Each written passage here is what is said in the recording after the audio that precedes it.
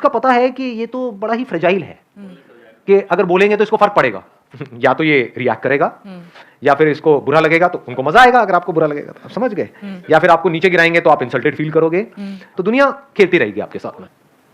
One somebody is absolutely clear कि मैं ये कर रहा हूं, तो वहां पर बाहर अगर कुछ नेगेटिव भी हो रहा होता है तो उसके ऊपर असर नहीं होता है। कि हमको क्लियर होना चाहिए सबसे पहले कि जो हम करना चाहते हैं, are we absolutely clear about it. और अगर हमारे अंदर से आ भी रहा होता है तो हम इतना श्योर नहीं होते उस डिसीजन को लेकर के, कहीं ना कहीं हमारे खुद के अंदर भी एक डाउट होता है। जब वो डाउट होता है तो हम बीच में पिस जाते हैं। Once we are absolutely clear कि मुझे अपनी लाइफ से क्या चाहिए और क्या नहीं चाहिए, तो दुनिया की कोई ताकत हमको हिला नहीं सकती। अंदर से हम खुद हिले हुए होते हैं तो सब कुछ हिला पड़ा होता है। मेरे सारे सेशंस यहीं पर बार बार इशारा कर रहे हैं, अगर आप ध्यान से मेरे सेशंस को देखोगे। हमको चाहे अंदर से पॉजिटिविटी जनरेट करनी है, चाहे बाहर जो पीयर प्रेशर है उसका हमारे ऊपर असर ना हो, चाहे अंदर से हम बिल्कुल क्लियर हो जाएं कि मुझे क्या करना है क्या नहीं करना है। इसका फर्स्ट स्टेप क्या है? इसको और सिंपल करूं, अभी आप किस में बिजी हो 24 घंटे? बाहर जो आपकी लाइफ में प्रॉब्लम्स हैं उसको सॉल्व करने में, या जो अंदर हो रहा है उसको सॉल्व करने में? कि मेरे को गुस्सा आ रहा है या मैं परेशान हूं, तो किसकी वजह से परेशान हूं? अपनी वाइफ की वजह से, अपने हस्बैंड की वजह से, अपने पेरेंट्स की वजह से, अपनी जॉब की वजह से, लोगों की वजह से। ऐसा होता है नहीं होता है? और जैसे ही आप ये सोचते हो, अब आप फंस गए। अब आप क्या करोगे?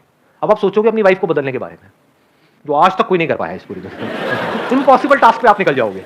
मेरे सेशंस भी देख रहे होगे तो ये नहीं सोचोगे कि अच्छा इसको मैं अपने लाइफ में कैसे अप्लाई करूं, कि हाँ ये सेशन तो अपनी वाइफ को दिखाना ही पड़ेगा, ये उसी के लिए है। तो पहला स्टेप समझ में आ रहा है हमको? क्योंकि अगर ये पहला स्टेप ही नहीं समझ आया, बिकॉज ये जो लिखा हुआ है डिस्कवर योरसेल्फ, तो सब बेकार है। जब भी आप दुखी हो रहे हो तो आप समझ जाओ आपका ध्यान बाहर भटक रहा है। अपनी वजह से कौन दुखी होता है? कोई नहीं। दुख की सिर्फ दो जड़ है, रिलेशंस और पोजेशंस, दोनों बाहर हैं। और बताओ दुख की तीसरी जड़ कौन सी है? नथिंग जी। तो अंदर ध्यान को मोड़ देने का मतलब क्या है? बारीकी से समझ लेना कि रिलेशंस और पोजेशन से मेरा क्या रिलेशन है। यानी आप अंदर की दुनिया को समझने की कोशिश कर रहे हो, यानी कि अपने एक्सपीरियंसेस से सीख रहे हो।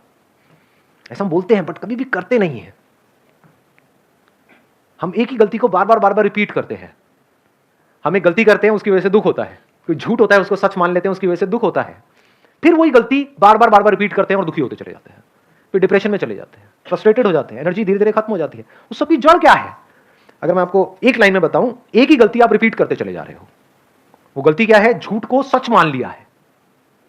तो जैसे उस झूठ का सच हमारे सामने आता है, यानी हमको रियलाइज होता है कि ये तो झूठ है, हम दुखी हो जाते हैं।